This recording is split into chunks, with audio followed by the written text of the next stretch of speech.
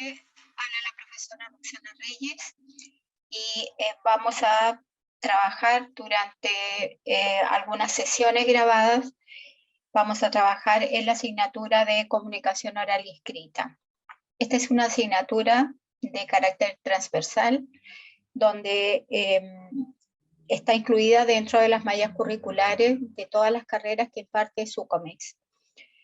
Es una asignatura altamente necesaria para lograr las competencias de comunicación, tanto oral y escrita, de los estudiantes, ¿no es cierto?, en diferentes ámbitos, ya sea en ámbitos de estudio, para el desarrollo de otras asignaturas, como también, ¿no es cierto?, en el plano o en el ámbito laboral, donde el estudiante también tiene que, posteriormente, una vez egresado, ¿verdad?, de su carrera, tiene que dar muestra de lo aprendido y de todas las habilidades adquiridas en la comunicación, tanto en la expresión oral, ¿no es cierto?, como en los textos, ¿no es cierto?, en la parte escrita, donde tiene también que, tiene que demostrar, digamos, cuáles son sus competencias en este sentido.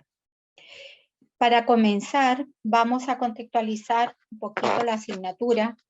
Esta es una asignatura, como les decía, que es de corte transversal, sin embargo, es altamente necesaria en cada uno de los aspectos del desarrollo del ser humano, ¿sí? Vamos a leer un poquito lo que nos indica aquí cuál sería el propósito, el objetivo. La asignatura tiene como propósito desarrollar en los estudiantes competencias, habilidades y capacidades asociadas al área de la comunicación, relacionadas con la transmisión de información especializada de su área y otras afines. Esto permitirá al estudiante adquirir dominio en la producción de textos orales y escritos, así como estrategias de comprensión lectora y de comunicación efectiva, para transmitir adecuadamente conocimientos y opiniones concernientes al ámbito laboral.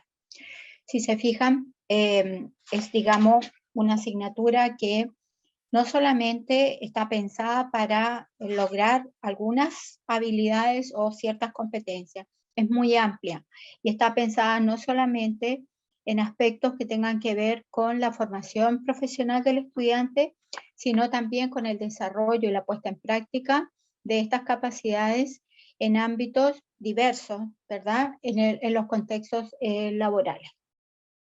Bien, veamos cuáles son las competencias a desarrollar. Él o la estudiante produce información especializada de su área y otras áreas afines para expresar sus ideas y argumentos de manera verbal y o escrita, adaptándolas al contexto laboral. Y la unidad de competencia, esto es más específico, sobre todo pensando en esta primera unidad, maneja herramientas básicas de la comunicación oral y escrita para producir textos coherentes y cohesionados eficazmente en el ámbito sociolaboral. Entonces, vamos a ir desarrollando, ¿no es cierto?, vamos a ir revisando más bien los contenidos que implican cada una de las unidades de esta asignatura. Tiene 3 grandes unidades. La primera unidad está enfocada hacia todo lo que implica las estrategias de redacción y producción de textos. Eso sería la primera unidad. La segunda unidad se enfoca hacia la comunicación oral y los recursos no verbales para ser aplicados también, ¿no es cierto?, en el desarrollo de la expresión oral.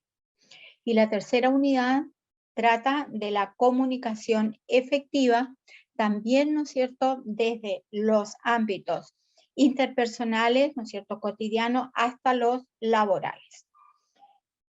Bien, vamos a comenzar entonces a revisar aspectos generales que tienen que ver con esta primera unidad de aprendizaje. Esta unidad se llama Estrategias de redacción en el proceso de escritura. Ya hemos hablado, ¿no es cierto?, cuál es el propósito, cuáles son las competencias a desarrollar en la asignatura, por lo tanto, es importante también que revisemos otros aspectos que nos van a ir centrando digamos, en los contenidos, ¿no es cierto?, esenciales de este ramo.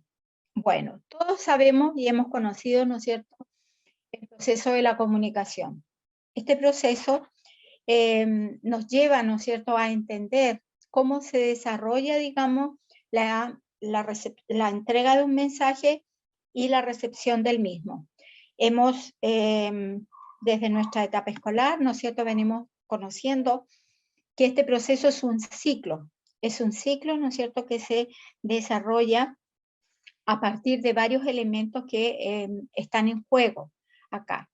Bueno, podríamos decir a nivel general, ¿no es cierto?, del proceso comunicativo, que la comunicación nos acompaña durante toda nuestra vida y gracias a ella podemos interactuar en la sociedad.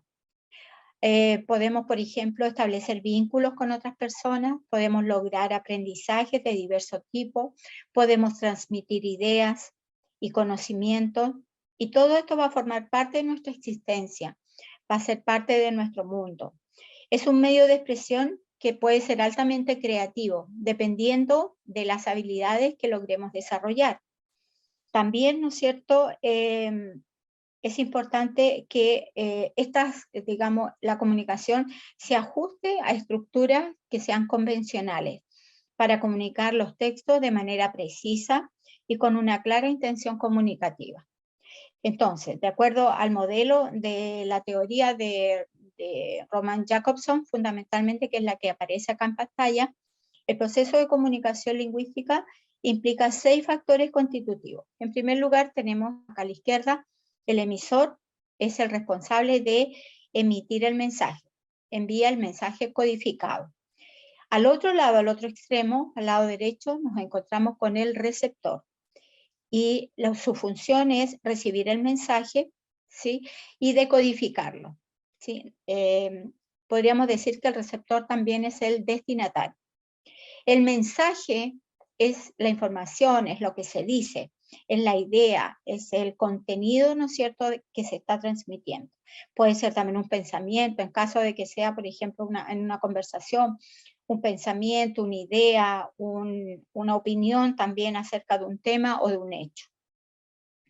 Otro elemento importante dentro de este proceso es el código. El código es el sistema el sistema de signos por el cual nos comunicamos, que puede ser, por ejemplo, el idioma. Nosotros hablamos el idioma español, por lo tanto, nuestra comunicación va a ser en este tipo de códigos. El canal también es otro medio que permite establecer y mantener la comunicación entre el emisor y el receptor, ¿sí? El canal es el medio por el cual se transmite la información. Canales hay muchos, ¿sí? Pueden ser canales, por ejemplo, tecnológicos, escritos, por ejemplo, como el correo electrónico, es un canal, ¿no es cierto?, altamente utilizado, y como canales orales podríamos hablar, ¿no es cierto?, de el celular, la llamada, ¿verdad? Una llamada o una videollamada, ¿sí? En fin, podemos ir ocupando distintos canales para transmitir la información. Ahora, acá aparece otro aspecto, que es el contexto. El contexto es la situación, es el lugar, es el ambiente en el cual se desarrolla este proceso comunicativo. Esto va digamos, a condicionar la manera, ¿verdad?, cómo se relaciona el emisor con el receptor, ¿sí? Y también tenemos que tener en cuenta que se pueden producir algunas interferencias en la comunicación.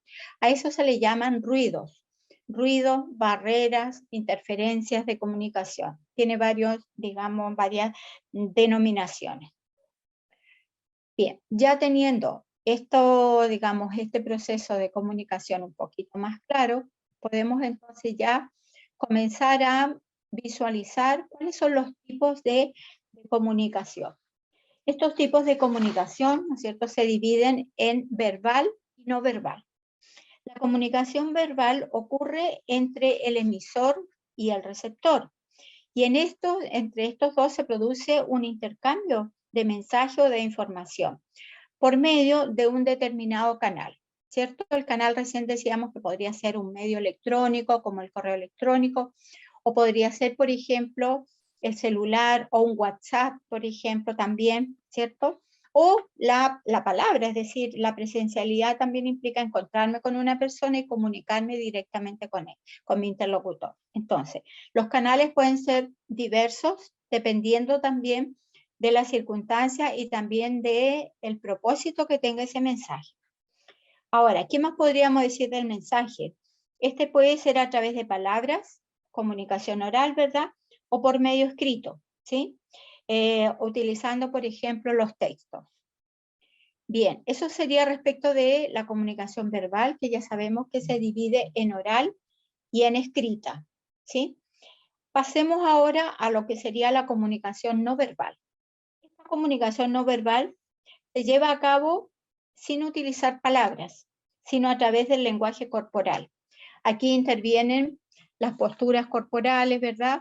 Intervienen, ¿no es cierto?, las maneras de cómo nosotros expresamos con nuestro cuerpo, con nuestros gestos, con nuestra mirada. Todos estos son elementos que se incorporan para enfatizar el mensaje. O también para mandar información, ¿verdad?, a las personas con las que yo me relaciono habitualmente, ¿no es cierto?, puedo enviar mensajes. Por ejemplo, lenguaje no verbal, podría decir, podría ser un ejemplo cuando nosotros hacemos parar un taxi, ¿verdad? Y levantamos nuestra mano y le hacemos una seña al taxista, ¿no es cierto?, y lo hacemos parar. Ahí estaríamos ocupando nuestro lenguaje no verbal. Cuando levantamos, por ejemplo, la manito, el dedo pulgar hacia arriba, y eso quiere decir a lo mejor que está bien, está todo bien, ok, en fin, son, digamos, manifestaciones, ¿verdad?, que nosotros con las cuales vamos a reemplazar las palabras. Entonces, el lenguaje no verbal es muy importante porque además de enfatizar el mensaje que se está entregando, el mensaje verbal, incorpora también elementos que son también creativos, elementos que podrían ser más innovadores, y además de eso genera una mayor atención e interés de la persona que está escuchando. Ahora, dentro de esta parte no verbal, esto también tiene una clasificación. Ahí encontramos elementos como la kinesia o kinésica, la proxemia y la paralingüística, que más adelante las vamos a ir explicando. Bien, pasemos ahora a hablar un poquito acerca del texto. El texto, digamos, cuando escribimos un texto o cuando estamos frente a la lectura de un texto, tenemos que hacernos a la idea de que ese texto no nace así, digamos, de la nada. Ese texto se va a estructurar a partir, ¿no es cierto?, igual que una escalerita, a partir de letras, de sílabas, de palabras, de oraciones y de párrafos. En esa medida nosotros podemos decir que está el texto completo. Es decir, se le debe dar una estructura, ¿no es cierto?, para que nosotros podamos, por un lado, elaborarlo según una pauta y también, ¿no es cierto?, leerlo de manera comprensiva. Entonces, estos elementos son fundamentales para la realización, ¿no es cierto?, de un texto. Debe contener, podríamos decir a la inversa, debe contener párrafos. Esos párrafos deben estar compuestos por oraciones. Esas oraciones se constituyen en palabras que están conectadas, ¿verdad? Luego esas palabras, ¿no es cierto?, se dividen en sílabas y letras, ¿ya? Así llegamos a la unidad mínima del lenguaje escrito, ¿no es cierto?, para poder hacer la redacción de un texto. Bueno, ¿qué es un texto? Un texto es un enunciado o un conjunto coherente de enunciados, tanto orales como escritos. Es el conjunto de frases y oraciones coherentes ordenadas de acuerdo a las reglas de un idioma determinado. Entonces, yo puedo escribir un texto corto, breve, ¿verdad? Podría ser un texto de 2, 3 líneas, y eso es un texto. o puedo, ¿no es cierto?, elaborar un texto de varios párrafos, y eso también es un texto. La extensión, el número de palabras, no condiciona el tipo de texto, es decir, se llama texto a este conjunto de enunciados, ya sea orales o escritos, es decir, orales en la medida en que yo lo puedo transmitir a través de las palabras, ¿verdad?, y a través del lenguaje oral o de la expresión oral, o también lo puedo escribir, lo puedo redactar. Entonces, este conjunto de frases y de oraciones que deben ser coherentes y ordenadas, es decir, deben tener una estructura gramatical, ¿verdad?, que cumpla con ciertas reglas para poder ser comprendido, es decir, para que se entienda la temática, ¿no es cierto?, de este mensaje. Bien, ¿qué más podemos decir? Podemos decir que todos los textos tienen una estructura, ¿ya? Y esta estructura se divide en 3 partes. La primera corresponde a la introducción. Esta parte se presenta, en esta parte se presenta o se define el tema. Aquí yo hago la presentación inicial, contextualizo también el tema, ¿sí? Le voy dando, digamos, en la entrada, voy presentando mi tema, ¿no es cierto?, en la introducción. Defino el tema central del texto, ¿no es cierto?, y lo presento a grandes rasgos, de modo general. Si en el caso de que sea, por ejemplo, un texto argumentativo, este texto va a incluir en este primer párrafo, se va a incluir la tesis cuando corresponda. Se van a incluir también los objetivos relacionados si es un tema de investigación, ¿verdad? Se van a incluir un desglose de los contenidos principales si se trata de una exposición. Y en general, ¿no es cierto?, la introducción responde a las preguntas qué significa que tengo que entregar una breve descripción del tema del trabajo, ya para que el lector sepa lo que va a encontrar en el texto. Y responde también a otras palabras, a otras preguntas, al por qué y al para qué. Eso indica el propósito y la importancia, en este caso, acerca del tema o del problema que se espera investigar, lograr o describir, digamos, en mi texto. ¿Cómo se va a realizar? Entonces debo describir la metodología, la forma en que se ha realizado, por ejemplo, si fue una investigación, cómo se ha realizado la recopilación de los datos. Y en el caso que sea un texto, por ejemplo, un texto expositivo o informativo o argumentativo, tengo que indicar, ¿no es cierto?, ahí los elementos necesarios para saber cómo se va a desarrollar, digamos, el texto en general, ¿ya? Es decir, la presentación, digamos, de la temática, de los objetivos, las ideas centrales, están presentadas siempre en este primer párrafo, que es la introducción. Pasemos al segundo párrafo. El segundo párrafo nos habla del desarrollo. En este desarrollo podemos indicar de que es la parte central, ¿no es cierto?, del texto. Puede estar organizado en diferentes párrafos o capítulos. El desarrollo puede tener habitualmente de 2 párrafos en adelante, porque si es un texto corto, por ejemplo, es interesante que la idea se desarrolle en 2 partes. Un primer párrafo donde se enuncia la idea principal y se va desarrollando, ¿no es cierto?, acompañado de ideas secundarias. Entonces, es ahí donde está el cuerpo del texto, en el desarrollo.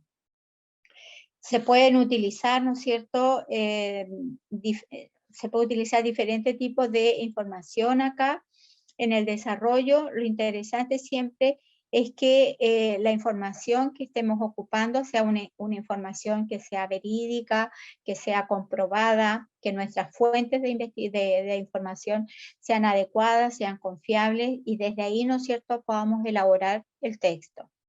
Y finalmente, la tercera y última parte de la estructura es la conclusión, es el cierre del texto. Aquí, ¿no es cierto?, se realiza una breve síntesis de los contenidos expuestos. Luego se enfatiza en la o en las ideas principales, ¿no es cierto?, que se desarrollaron en los párrafos anteriores, y se dan a conocer, por ejemplo, las consecuencias, las soluciones, o la sugerencia acerca del tema presentado. También se puede hacer en esta conclusión, ¿no es cierto? Se puede hacer una reflexión final, ¿verdad? Y una invitación al lector para continuar, digamos, profundizando en el tema del texto. Bien, ahí tendríamos entonces, todos los textos van a tener siempre este tipo de estructura. Esto se llama una estructura externa, es decir, el texto en sí mismo nosotros lo vamos a visualizar con estas partes que están, ¿no es cierto?, desarrolladas al interior. Entonces, va a tener siempre una introducción, luego va a tener un desarrollo, luego va a tener una conclusión. Y todo eso va a ser, se va a presentar, ¿no es cierto?, a partir de párrafos. Bueno, entonces, ¿qué debe contener un texto? Siempre un tema. Y el tema se refiere a el tema de lo que vamos a hablar, de qué se trata, ¿cierto? El tema es un tema que a nosotros, por ejemplo, nos agrade, en el caso que vayamos a elaborar nosotros el texto, es un tema que nos acomode, del cual nosotros sepamos algo, es un tema que a lo mejor podamos, digamos, si no lo conocemos bien, que nos interese para ser investigado, en fin. Siempre el tema debe estar muy claro, debe ser muy, muy específico. También el texto tiene o contiene palabras claves. Estas pueden aparecer ya sea en el título o, digamos, en la parte inicial, en la presentación del tema, ¿sí? Entonces, en la introducción, ahí entonces uno empieza ya a observar ciertas palabras, entonces uno se da cuenta más o menos de qué va a tratar el texto, ¿sí? Porque empiezan a aparecer ideas que son ideas claves, y estas ideas nos van a entregar la información necesaria para poder, ¿no es cierto?, entender qué es lo que vamos nosotros a leer. Bueno, además de eso, el texto tiene ideas principales e ideas secundarias. ¿Cuál es la función de la idea principal? Exponer la información más importante del tema. Es digamos, la base, es la base de la información que se va a desarrollar. Y es lo que nutre a cada uno de los párrafos, ¿no es cierto?, del desarrollo, ¿ya? De esa parte de la estructura. Y las ideas secundarias serían aquellas, ¿no es cierto?, que van a ser ideas complementarias a la idea principal. Van a entregar detalles, ejemplos, nos van a entregar, digamos, ciertas características. Todo eso es importante, ¿no es cierto?, que lo tengamos en cuenta. Ahora, cuando hablamos de una idea principal, por ejemplo, esta consiste en presentar lo más importante que se dice acerca del tema, ¿sí? Si nosotros suprimiéramos esta idea principal, el resto del texto no tendría sentido porque no se entendería a cabalidad de qué estamos hablando. ¿Cuáles serían las características de la idea principal? En primer lugar, expone el contenido más importante, por lo tanto no puede suprimirse. Es autónoma, no depende de otra, es una idea original. Relaciona las oraciones del párrafo entre sí. ¿Sí? Las oraciones se van construyendo a partir de la idea principal. Y si no aparece de manera explícita, es necesario deducirla. A veces no se describe con las palabras, ¿verdad?, la idea principal, sino que yo tengo que leer todo el párrafo completo para deducir, es decir, tengo que hacer una inferencia respecto de la información que se me presenta. Por eso se habla de deducir, ¿cierto?, la idea, ¿ya? La idea principal, en síntesis, podemos decir, ¿no es cierto?, que es lo más importante del párrafo. Si se encuentra de manera explícita, debe estar establecida de manera clara y precisa. Y si está de manera implícita, es decir, si la tengo que deducir, eso implica, ¿no es cierto?, cuando no es evidente, cuando no está descrita, y tengo que apelar, ¿no es cierto?, a la información que me está entregando el párrafo. Entonces, para poder reconocer la idea principal, debo hacerme la siguiente pregunta. Respecto, ¿no es cierto?, de lo que trata el texto o lo que trata el párrafo en específico. Es importante en este caso clasificar la información que se encuentra presente en el párrafo. De esa manera se reconoce el nivel de importancia que tiene para construir el sentido global del texto. La idea principal es la que nos va a ir orientando acerca de cuál es el sentido del texto, de qué es lo que se trata y hacia dónde se encamina, ¿no es cierto?, desde su inicio hasta que finaliza. En los casos en que la idea principal es explícita, se puede encontrar habitualmente en el primer o último segmento del párrafo. Habitualmente la idea principal está en las primeras líneas del párrafo. Puede estar en la mitad, pero también puede estar al final. Pero, digamos, de manera habitual, podríamos decir que la vamos a encontrar siempre al inicio de un párrafo, ¿ya? Bien, ¿qué podríamos decir además de la idea secundaria? Estas ideas secundarias, como decía acá, que entregan mayores detalles, dan características de la idea principal, entregan otros aportes, dan ejemplos, en fin, tiene, digamos, una razón de ser también respecto de darle como más cuerpo a la idea principal, ¿ya? Se presta, por ejemplo, para entregar mayores detalles, ampliar la información, ejemplificar, entregar otras características que tienen que ver con el tema del texto, ¿sí? La idea secundaria corresponde a ideas que son, ¿no es cierto?, que van a nutrir, van a completar la información siempre en el párrafo. Bueno, estas ideas secundarias deben estar construidas como oraciones especificadoras. Vale decir que sean enunciados que entreguen información con detalles relacionados siempre con la idea principal, ¿sí? Vamos a dar un ejemplo. Acá dice, dentro de estas variadas formas de financiamiento en la educación superior, destacan el Fondo Solidario, el crédito con aval del Estado, las becas complementarias del Ministerio de Educación, entre otros. Esa información es complementaria a una idea principal. La idea principal era la reforma a la educación superior en Chile ha implicado contar con nuevas y variadas formas de financiamiento. Entonces, desde esta idea central se desglosan otras, ¿verdad?, que van a profundizar en la misma línea que está presentada la idea principal. Ok, entonces ya sabemos que un texto debe tener o contener un tema y se debe hablar acerca de un tema. Habitualmente cuando yo construyo un texto también le pongo un título, ¿sí? Debe ser, ese título siempre tiene que estar relacionado con el tema, ¿ya? Es decir, no voy a poner un título desconectado con la temática de lo que se va a hablar. Siempre debe estar relacionado. Debe incluir palabras claves, debe tener ideas principales y debe tener ideas secundarias. Así se construye entonces la parte interna del texto. Bien. Veamos la intención comunicativa, es decir, cuál es el objetivo que tienen los diferentes tipos de texto. Acá están ordenados en un cuadro y tenemos diversidad de textos.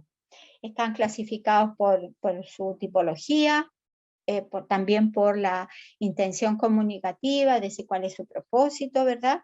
Y nos da un ejemplo de cada uno. Vamos revisando. En primer lugar, nos habla del tipo de texto literario. La intención comunicativa es entregar placer estético por la lectura. Por ejemplo, aquí podríamos encontrar los cuentos, las novelas, los poemas, mitos, historietas y muchas otras cosas que tienen que ver con este texto literario, ¿sí? Otro tipo de texto sería el texto informativo, pero de corte periodístico. Este es el que encontramos, ¿no es cierto?, habitualmente, que nos brinda información sobre hechos puntuales de la actualidad, de contingencia. Aquí vamos a encontrar las crónicas, las noticias, las editoriales, artículos de investigación, por ejemplo, o reportajes. El otro tipo de texto sería el informativo científico. ya no es periodístico, sino que es científico. Esto va a ahondar mucho más, ¿no es cierto?, en la información. Entonces, su intención comunicativa es informar acerca de nuevos conocimientos de la ciencia. Y el ejemplo sería ediciones científicas, investigaciones, enciclopedia, estudios, ¿no es cierto?, que se estén realizando en distintas áreas del conocimiento. El otro tipo de texto es el texto argumentativo, que a diferencia del informativo, del expositivo, ¿no es cierto?, tiene unas características bien particulares y se distingue de los otros. En este caso, la situación comunicativa aborda la defensa de una tesis por medio de argumentos y opiniones. La tesis es una afirmación, es una idea, es una opinión que la persona tiene acerca de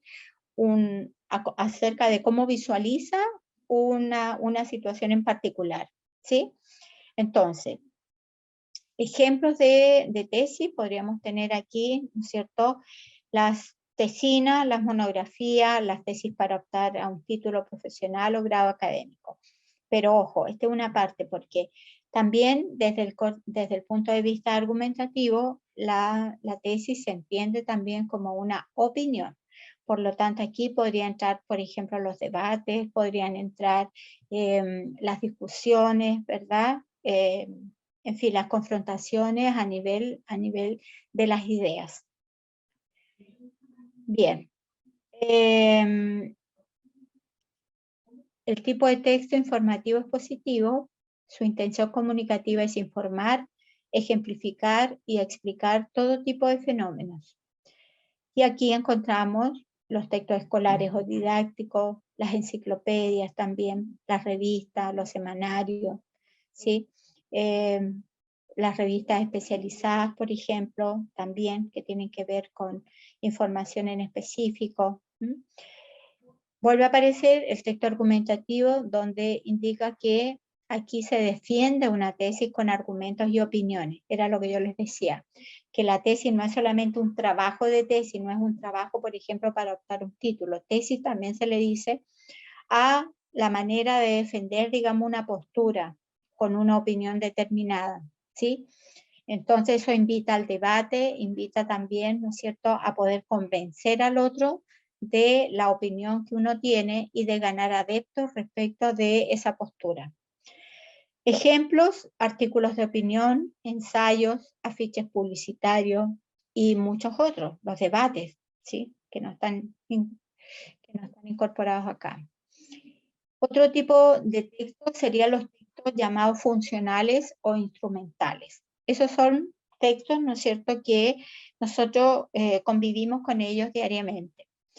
¿Cuál es su intención comunicativa? Organizar y registrar actividades administrativas y comerciales. Aquí encontramos las actas, los cheques, los pagarés, las facturas, las convocatorias, los informes. Pero también encontramos, ¿no es cierto?, por ejemplo, todo lo que ocupamos, por ejemplo, los afiches, los instructivos,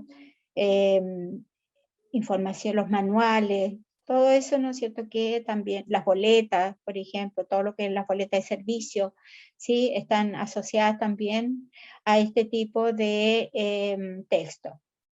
Está el llamado también texto epistolar, que sirve para comunicarse con otras personas. Y este epistolar, ejemplos de las cartas, las tarjetas, las solicitudes, las notas, las esquelas. Bien. Y finalizamos con el texto, ¿no es cierto?, humorístico. Es un texto, ¿no es cierto?, que también está considerado dentro de esta variedad, ¿no es cierto?, de tipología. ¿Cuál sería la intención comunicativa? Producir un efecto cómico por el juego deliberado de palabras e imágenes, ¿sí?, de historias que se van contando. Aquí están los chistes, las caricaturas, los grafitis, las historias cómicas. Y aquí tenemos uno, ¿no es cierto?, muy, muy característico y muy nuestro, que sería, por ejemplo, Condorito, la revista Condorito. Bien. Chicos, les quiero recordar que hay bastante información dentro de los recursos de aprendizaje. Ustedes tienen, además de este PowerPoint, hay material en PDF que sería muy importante que también lo revisen, que lo vayan, digamos, leyendo, vayan tomando apuntes, vayan organizando, digamos, la información a medida que la van siguiendo, ¿sí? Siempre es importante tomar apuntes, subrayar, hacer algún esquema, un organizador gráfico para ir fijando la información, para ir fijando su aprendizaje. Es importante afianzarlo, ¿no es cierto? Y ayudarse, digamos, con algunas técnicas de estudio. Bien, modalidades discursivas. ¿Cuáles serían estas modalidades del discurso? ¿Y por qué se les llama así?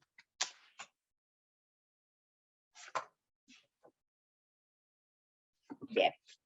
Aquí encontramos el discurso, ¿no es cierto? Es la forma como yo presento la información. La puedo presentar de manera narrada, es decir, hago un relato. Por ejemplo, los textos, ¿no es cierto?, literarios, ocupan mucho la narrativa, ¿sí? Van relatando una historia, van contando un cuento, van entregando la información de manera descriptiva, ¿sí? Es decir, ahí aparecen, por ejemplo, se va narrando qué es lo que sucedió, por ejemplo, puede ser una narración desde el punto de vista cronológico, entonces puede empezar desde que el personaje era niño y luego fue creciendo y se volvió joven y luego adulto y en fin, y empieza a narrar toda una historia. Otra modalidad discursiva sería la descripción de información, descripción de hechos, descripción de fenómenos, ¿sí?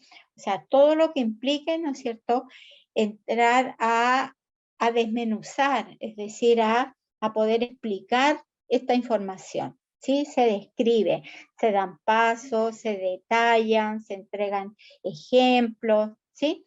Todo eso va a implicar, ¿no es cierto?, una descripción de un tipo de información en específico. Otra manera, ¿sí?, de organizarlo sería a través de digamos, perdón.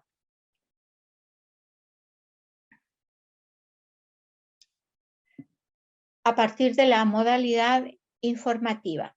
La modalidad informativa está asociada fundamentalmente a los hechos, es decir, a situaciones que son verídicas, objetivas, como por ejemplo las noticias, ¿ya?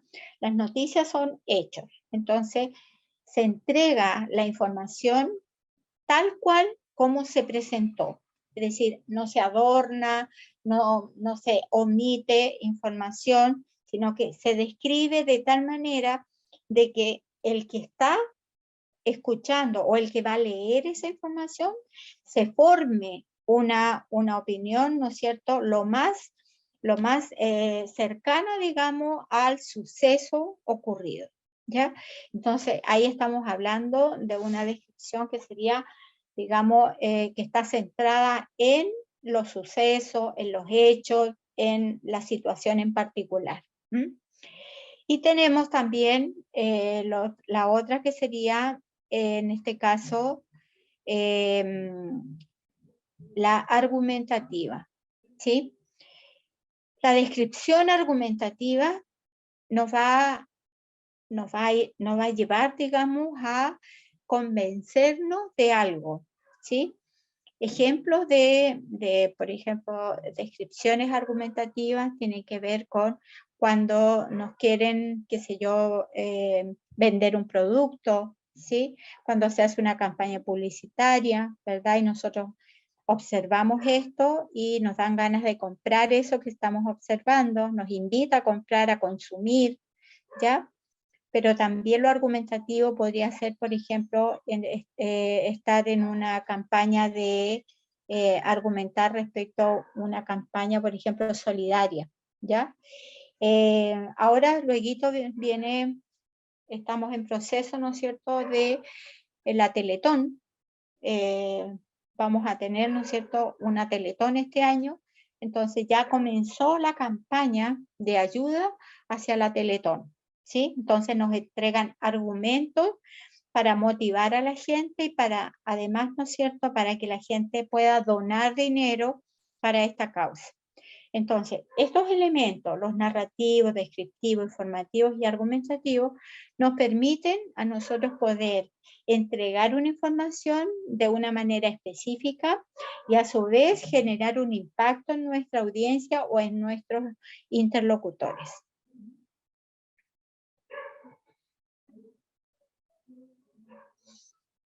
Bien, vamos a hablar acerca del párrafo. El párrafo es lo que aquí visualizamos, ¿no es cierto?, un esquemita. Entonces, cuando hablamos de un párrafo, vamos a ver qué significa esto, cómo se define, qué nos dice, por ejemplo, la RAE respecto al párrafo. Es un fragmento de un escrito con unidad temática, que queda diferenciado del resto de fragmentos por un punto y aparte, y generalmente también por llevar letra mayúscula inicial y un espacio en blanco en el margen izquierdo de alineación del texto principal de la primera línea. Si se fijan acá, el modelo de la estructura del párrafo lo señala muy bien. Está al inicio, ¿no es cierto?, se deja un espacio en blanco que sería la sangría, luego se escriben las ideas, se separan por comas, ¿verdad?, y finalizamos con un punto aparte. Se genera un espacio, ¿sí?, podríamos decir, se salta un renglón, ¿verdad?, y se comienza el segundo párrafo, ¿ya? Tenemos párrafo 1, párrafo 2. Entonces, así lo entendemos visualmente, y cuando escribimos también debemos considerar este tipo de estructura. Ahora, esto se reconoce fácilmente en los textos, ¿verdad? Porque al iniciar con mayúscula y finalizar con un punto aparte, estamos hablando nosotros, o estamos, ¿no es cierto?, describiendo lo que significa este párrafo, o lo que se llama un párrafo, ¿sí?, en sí mismo. El párrafo es una secuencia de oraciones jerarquizadas y ordenadas para desarrollar una idea o un tema. Contiene siempre una idea, una oración principal o una idea principal, y luego, ¿no es cierto?, las ideas u oraciones secundarias.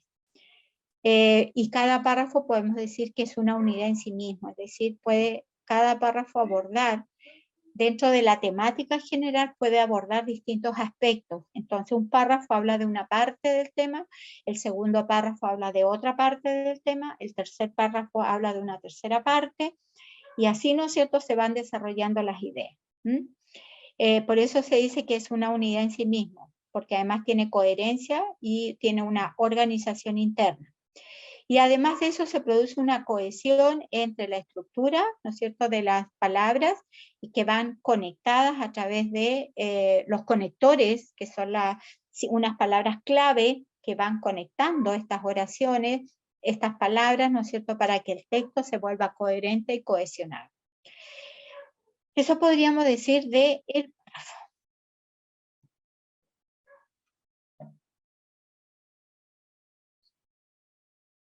Bien, ahora vamos a pasar a diferenciar los tipos de ortografía. La ortografía es tremendamente importante, ¿no es cierto?, a la hora de redactar un texto, de presentar un escrito, de presentarnos incluso a nosotros mismos. La ortografía define también a una persona, ¿sí? Una persona que tiene una mala ortografía es una persona que, digamos, socialmente no está bien visto. Por lo tanto, ¿no es cierto?, se genera cierta discriminación también. La idea es que cada persona se preocupe de su ortografía, ¿sí? Hoy día hay muchas técnicas, hay muchas posibilidades para mejorar la ortografía, pero fundamentalmente, ¿cómo se mejora la ortografía? Es a través de la lectura. Si ustedes no hacen una buena lectura, la ortografía, ¿no es cierto?, siempre va a tener alguna falla, ¿no es cierto?, o van a tener alguna duda frente a cómo se escribe una palabra, o si de pronto esa palabra se tilda o no se tilda, o si va con S o va con Z, en fin. Entonces empiezan las dudas, empieza la incertidumbre respecto de cómo escribir correctamente. ¿Qué podríamos decir respecto de estas normas? Que existen, ¿no es cierto?, normas que son gramaticales, que tienen que ver, ¿no es cierto?, con el contenido, con las palabras, con la parte más semántica, sintáctica y fonológica del idioma, ¿sí?, en la presentación, digamos, la estructura de las palabras. Y también, ¿no es cierto?, estaría la ortografía, ¿ya?, que forma parte de esta gramática. Serían las normas ortográficas para poder escribir en forma correcta las palabras y utilizar los signos auxiliares, ¿no es cierto?, de un idioma determinado. Siempre respetando las reglas o normas, ¿ya? Esas reglas o normas uno las aprende desde pequeñito, ¿sí? Cuando uno aprende a leer y escribir, inmediatamente se incorpora todo lo que es la normativa de escritura.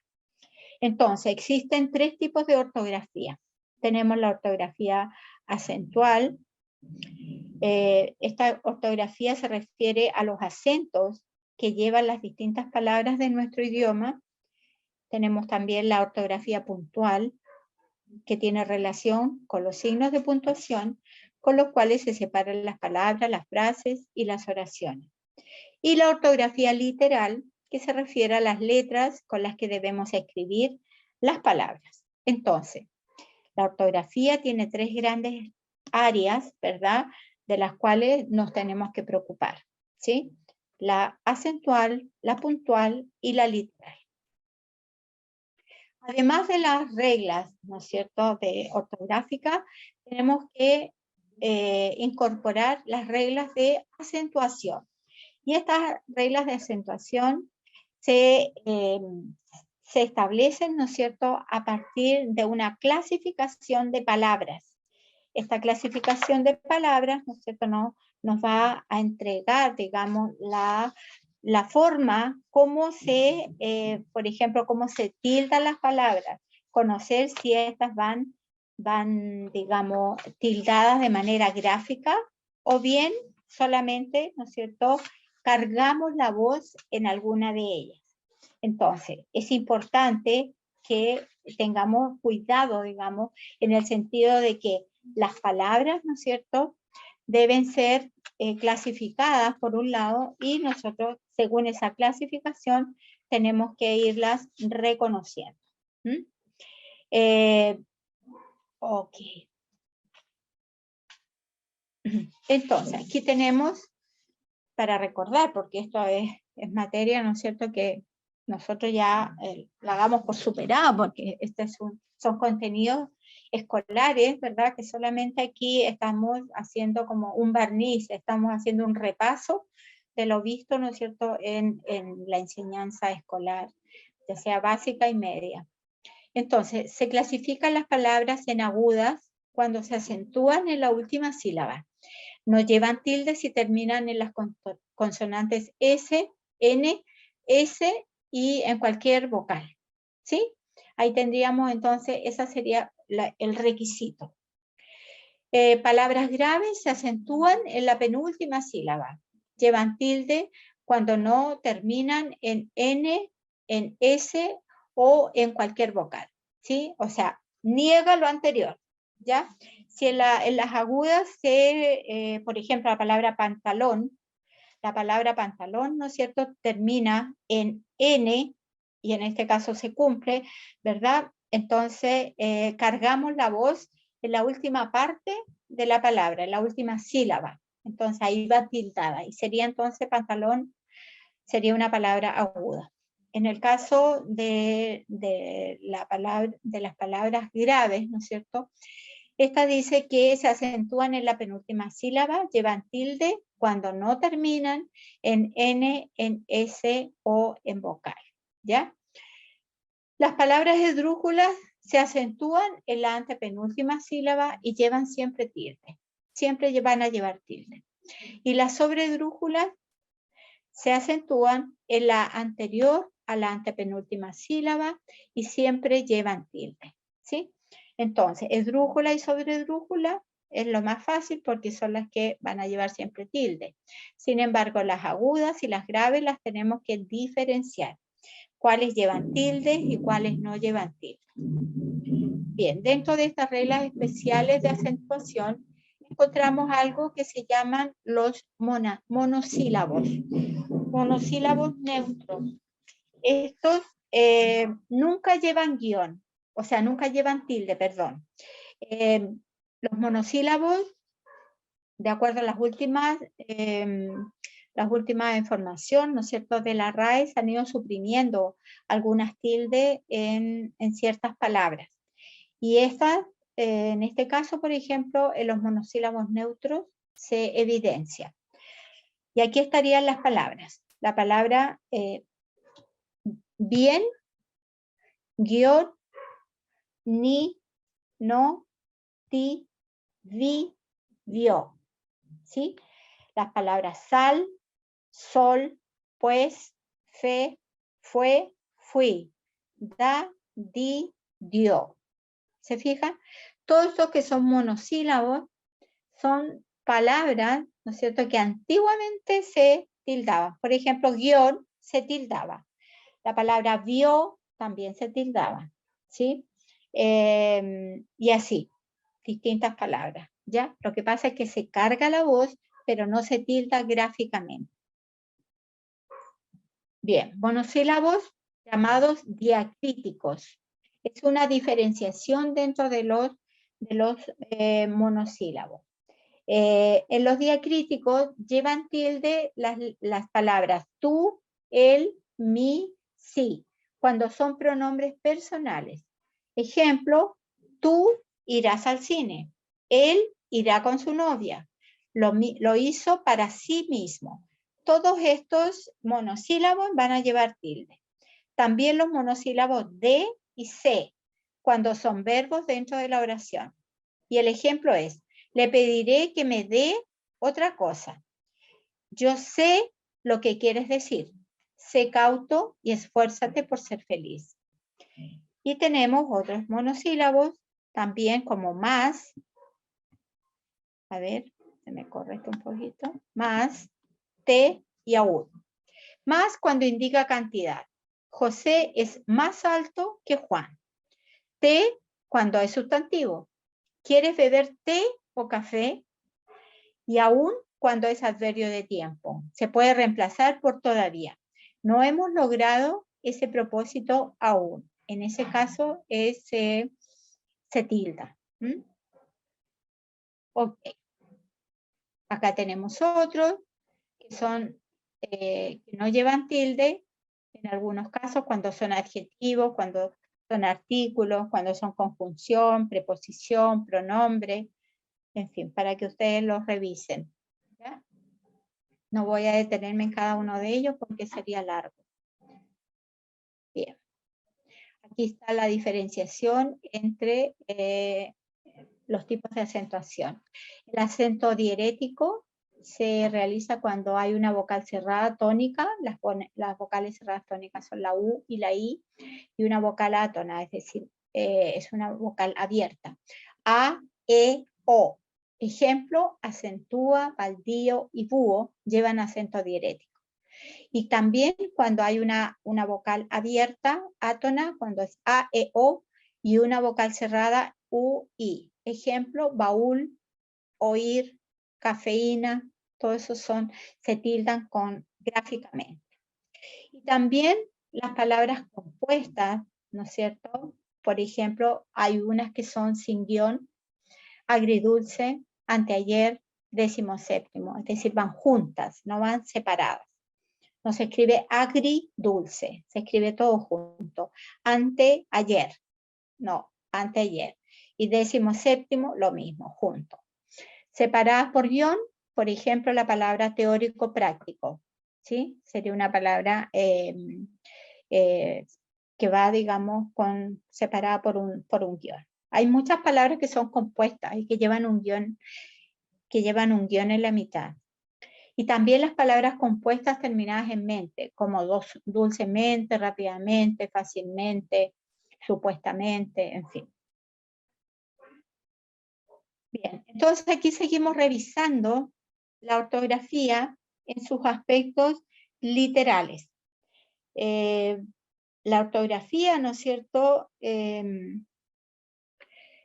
Aquí encontramos, por ejemplo, cuando se utilizan las mayúsculas. Las mayúsculas, ¿verdad? Habitualmente se utilizan en los nombres propios, en las siglas, en los nombres de instituciones, al inicio de un párrafo o de una oración, luego de un punto seguido o aparte. Todo esto implica, ¿no es cierto?, una utilización del uso de las mayúsculas. Revisen también esa información que va a quedar a la vista para que ustedes, ¿no es cierto?, la puedan repasar. ¿Cuáles serían aquellas palabras que no deben llevar mayúscula? Dice los días de la semana, los meses y las estaciones del año, ¿verdad? Las profesiones o los cargos tampoco llevan mayúscula. Después de 2 puntos no lleva mayúscula. Los gentilicios tampoco llevan mayúscula. Después de signos de interrogación o de exclamación tampoco llevan mayúscula. ¿Sí? Bien. Importante que hagan un repaso también de la ortografía puntual, el uso de la coma. Hay muchos ejercicios en internet que ustedes podrían incluso bajar para ver todo lo que es el uso de puntuación, el uso de las letras, ejemplos de palabras agudas, graves, esdrújula y sobredrújula, en este caso el uso de la coma. ¿Ya? Entonces es importante que ustedes también sean proactivos en este sentido, que sean autónomos en cuanto a la profundización de la información. Acá se les entrega, digamos, una lectura guiada, pero la profundización de información tienen que hacerla cada uno.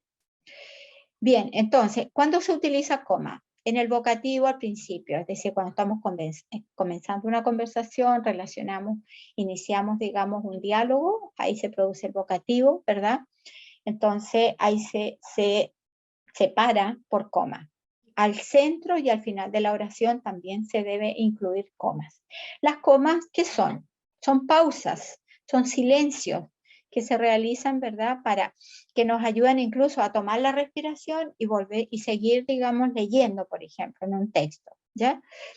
También el uso de las comas nos sirven para enumerar elementos, cantidades, ¿sí? Enumeraciones. Por ejemplo, fui a la feria y compré manzanas, coma, plátanos, coma, naranjas y peras, ¿sí? Esa enumeración de elementos, de frutas que yo dije en este ejemplo, ¿verdad? Sería una enumeración de elementos. Frases explicativas también llevan coma porque hay un desarrollo de información. Cuando utilizamos conectores también, un conector sería, por ejemplo, la palabra sin embargo. Sin embargo, coma, y ahí continúa, ¿no es cierto?, la oración. O digo, por supuesto, coma, y ahí sigo. O por lo tanto, coma, y sigo desarrollando, ¿no es cierto?, el texto. Cuando hay una omisión del verbo, es decir, cuando no se describe el verbo, cuando no hay presencia del verbo, ¿verdad? Cuando se deduce, cuando hay una falta de presencia. Y cuando se produce, ¿no es cierto?, el hiperbatón, ¿ya? Son momentos en los cuales, ¿no es cierto?, hay que tener conciencia de que debemos utilizar la coma. Bien. Uso de punto a nivel de la ortografía puntual, uso de punto, aquí hay ejemplos en los cuales, ¿no es cierto?, se utiliza el punto, por ejemplo, en documentos administrativos, ¿ya? Certificado. Luego tenemos acá, ¿no es cierto?, el uso del punto y coma. Se indica cuándo se debe utilizar para separar elementos de una enumeración, para las oraciones sintácticamente independientes, delante de conectores, de sentido adversativo, concesivo o consecutivo, y se entregan aquí los ejemplos. ¿Ya? El uso de 2 puntos se utiliza para las enumeraciones, para las ejemplificaciones, para las frases o palabras textuales, para los títulos y epígrafes, para los saludos en correos o documentos. Bien, vamos a llegar aquí, en esta primera parte, de la unidad número 1. Y les voy a solicitar entonces que ustedes sigan profundizando en cada uno de los aspectos que hemos revisado en esta oportunidad. Deseo que estén muy bien y nos veremos en un siguiente momento para continuar con la segunda parte de la unidad número 1. Hasta luego.